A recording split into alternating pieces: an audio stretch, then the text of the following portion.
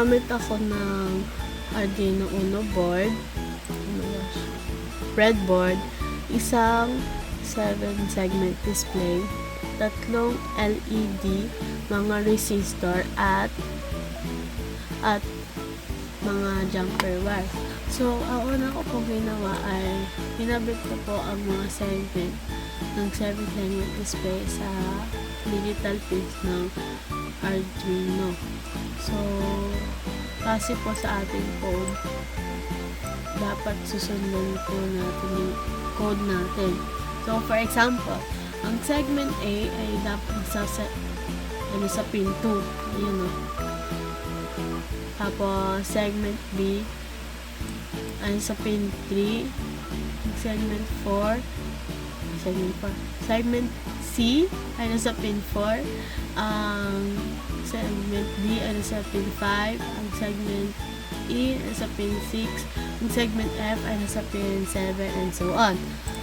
Ang common pin ng 7-segment display ay nakakabit sa GND dahil common candle type ang ginamit natin.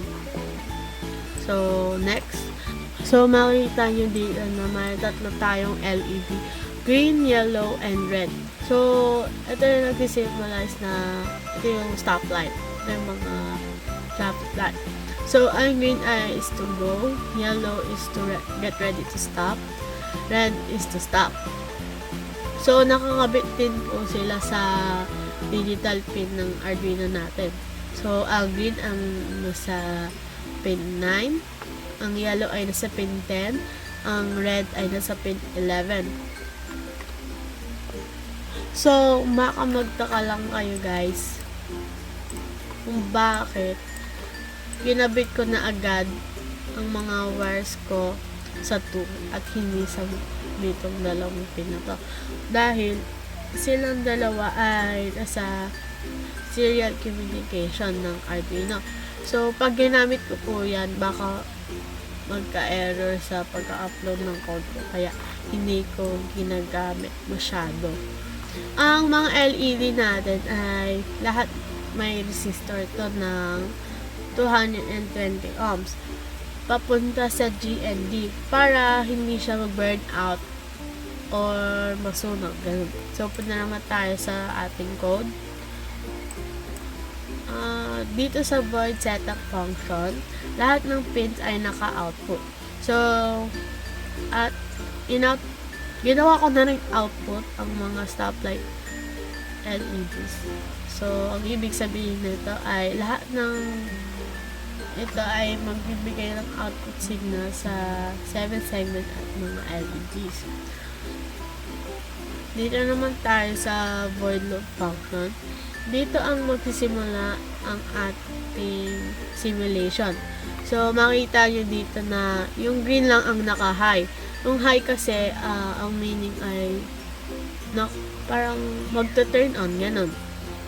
So, nakikita dito naka-on ang green LED sa loob ng 5 seconds. So, habang naka-on yan, ang 7 segment ay magpapakita ng countdown mula 5 hanggang 1. So, kada number ay may delay ng 1 second bago lumipat sa susunod.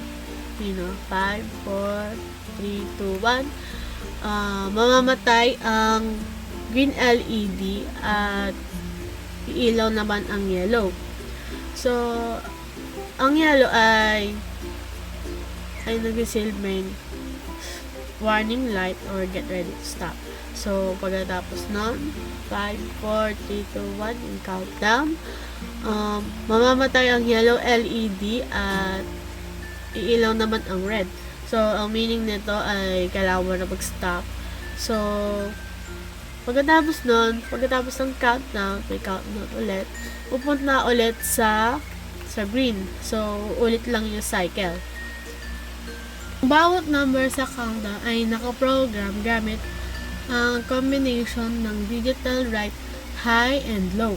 So, sa mga segment ng A and G. For example, para sa number 5, ang naka-on lang ay pin B at pin E. So, ayan na yung naka-on, yung naka-high. So, yung iba ay naka-turn off na, yung mga naka-low. Tapos, dito, yung pin A, D, at E ay sila lang yung naka-turn on. At yung iba na ay naka-turn off. Ang ganitong pattern ay nagbibigay ng tamang number sa display habang nagbibilang. So, papakita ko sa inyo kung anong itsura nito kapag start ko na po ang simulation. So, yes.